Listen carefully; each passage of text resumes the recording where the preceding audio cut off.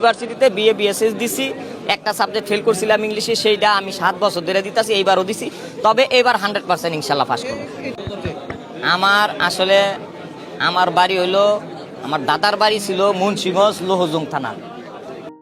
সুপ্রিয় দর্শক বন্ধুগণ, বর্তমান সময়ে অফিসিয়ালভাবে একটি পার্টিকে ওই রকমভাবে পরিলক্ষিত করা না গেলেও সোশ্যাল মিডিয়ার মধ্যে একটি পার্টিকে খুবই পরিলক্ষিত করা যাচ্ছে, আর সেটা হলো খায়রুল ইসলামের জনকল্যাণ পার্টি।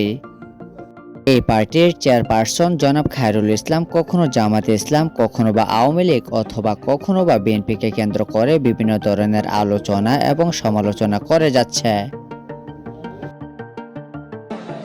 মুক্তিযুদ্ধের পরে আমার দাদার বাড়ি ভাঙ্গা গেছে পর্যায়ে, ভাঙার পরে আমার আব্বা সরকারি চাকরি করতো, বিভিন্ন ডিস্ট্রিক্টে থানায় সরকারি কোয়ার্টারে বড় হয়েছি।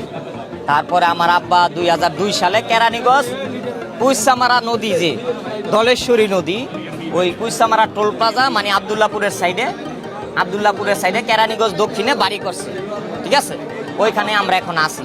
আর মেহেদিগঞ্জ হলো আমার নেতার বাড়ি, দুই নেতার বাড়ি, দুইজনই এমপি ক্যান্ডিডেট।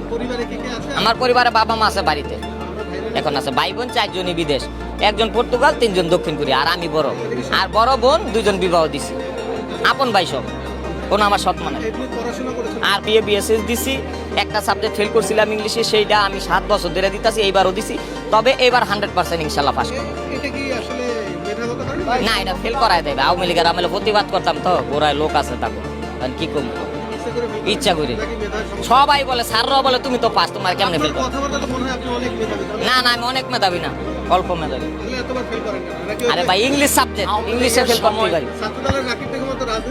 আমি ছাত্র দল, এই না কোনো দলের নাম কইবেন না, এখানে দলের নাম কইতাই নাই। এখানে ছাত্র দল কমো, আরেক দল খেপে যাবো, আবার এই দল কমো, ওই দল, এগুলো এখানে বলার দরকার নাই, এগুলো বলে ফেসলা। বিভিন্ন রাজনৈতিক দলে আমরা দেখি যে তারা ছাত্র রাজনীতি করার জন্য বছরের পর বছর থাকে। আপনারও এরকম? আমি তো এরকমই 20 বছর ধরে ছাত্র রাজনীতি। এই নেতা আব্দুল জলিল সাহেবের সাথে 20 বছর ধরে, মেট্রিক পরীক্ষার পর থেকে 2003 সালে মেট্রিক দিছি, তারপর থেকে আমি আমার নেতার সাথে, বুঝছেন? আমি ছাত্র রাজনীতি বহুত পুরানো, আমি সব নেতার থেকে পুরানো। এনে যে ছাত্র দল বলেন, আমি আমার জনকল্যাণ পার্টি থেকে শুরু করছিলাম। তবে আমার নেতার আরেকটা পার্টি, ওই পার্টির লগে থাইকা রাজনীতি শিখতেছে, এখনো শিখতেছে। না, প্রথমে তৈরি করছি আমি, মেট্রিক পরীক্ষার পরে তৈরি কইরা ওই প্রেস ক্লাবের গলিতে আসছি, তারপরে নেতার সাথে আমার পরিচয়, ঠিক আছে? জনকল্যাণ পার্টির এই চেয়ারম্যানকে সবাই হাস্যরসাত্মকভাবে বেশি নিয়েছে। তার এই পাগলামো, তার এই কর্মকাণ্ড সবার কাছে অনেকটা জোকারের মতোই প্রকাশিত পাচ্ছে।